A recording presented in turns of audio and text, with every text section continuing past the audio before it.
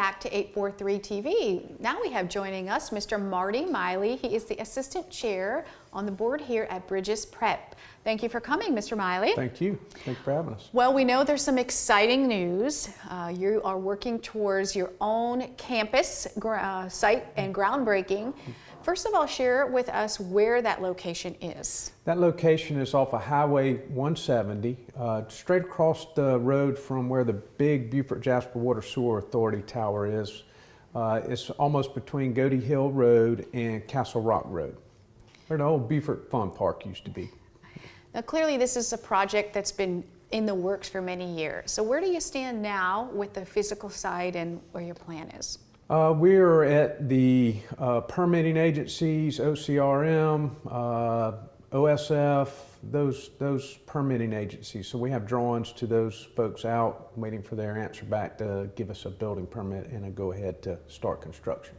Which is probably the most timely and patient-required process, right? All the permits Absolutely. And all of those things. It's just a process that you have to go through, and it's very time-consuming. Some things Sure. you can't get before you have. It's a piece of a puzzle that you can't go forward until you have all Right. the pieces. So. Of course. What does your final building project look like? Share with us what to envision. Envision something that looks remarkable and very eye-appealing from the road. It will be a K-8 facility. I mean, a K-12 facility, all on one campus. Is our desire to have that in the end. At the first point, and right now, what we'll be constructing is the middle and high school, which will be grades 8 through 11 next year, and then 8 through 12, because our first graduating class will be 2020. What an exciting goal to work towards. That's only 2 years away now. Yes, it is. It's very, well, we have the best, Vice Chair Miley here is the best person I know to do that, because this is his area of expertise. He has taken us from the bush hogging, is that, yeah, and will take us through the brick and mortar. Yes, Yeah, it's great. Share a little bit more about that brick and mortar process. What do you see? Tell us about the modulars that are on site. Well, we'll have to go with the modulars. We just we ran into some hiccups through permitting for our encroachment permit from SCDOT, so it kind of slowed us down in the design process. So in order to get our facility satisfied for next school year, we've released some modulars and put those on site. We should have site work up and going here shortly. So we'll do the modulars for a year or so until we can get the main campus up and running and move the children over. So that's where we are. Sometimes people can become a little impatient, and it seems like the process is taking so long. What would you share with those folks about some of that? It's back to the pieces of puzzles and getting everything aligned. You have different jurisdictions that you have to satisfy. Sometimes they don't all agree on what the satisfaction is, so you have to try to meet somewhere in the middle.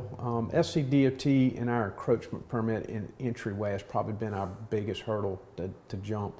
We just don't have a lot of frontage on Highway 170. So to access the road and make sure it's safe for children and other pedestrians and other vehicles that will be traveling that road today, we had to do several traffic impact analysis on it to get traffic counts. It's just been a hurdle to jump. It almost took us a year to get through that process. Because so much does go into the legwork, if you will, the part that you can't see, the traffic patterns, the underground needs, all that stuff. There's so much to consider. It is very difficult, and as someone who's been in education, who's been a teacher in a classroom and administrator, for me, the biggest thing was to walk into the new building, whether as a teacher or as an administrator. Okay, this is what we need. As a teacher, you wanted to know what's in your classroom. Do I have a Promethean board? Do I have enough desks? Are my supplies here? That things. As an administrator, there were other things that had to be handled. Do I have the needs and the supplies for all the teachers? Do I have enough room? As the nurses' supplies, all that. I never realized until working on this, I had no idea all of the bureaucratic red tape that goes through before the brick and mortar can ever start.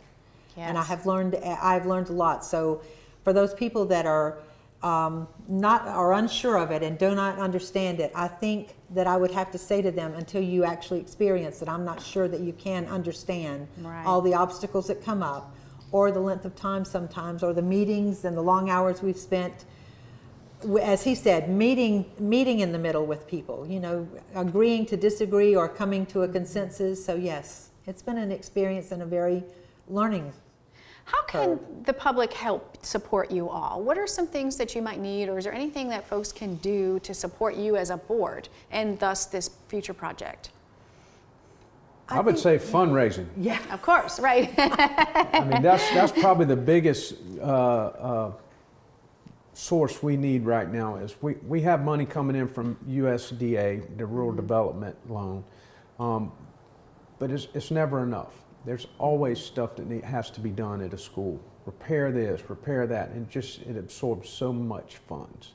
So Now, whose job is that to handle oversee the fiscal, financial end of that? Well, again, we have an annual fundraiser, which is our Shrimp and Grits Festival, and this year's is April 28th. So if any of the viewers or anyone listening or watching would want to help us in some way, please come out to Port Royal during that, because it's off of Paris Avenue, and there will be everything imaginable for people to do. And again, it is run, and the PTO is instrumental in it, and they have, in the years since they've started, this will be the 5th one, they have probably gone, I would say they have doubled what money they have earned each year, and last year was phenomenal, and they put it all back into the school. But Marty's right, we need a capital fund program. And we are working on some things, so we do have a group that is working on that now. So in case you might want to buy a brick with your name on it, let me know. There you go. In the meantime, come out to that Shrimp and Grits Festival, April That's right. 28th, right here in Yes. Beaufort. Stay right here. We'll be back with more 843 TV.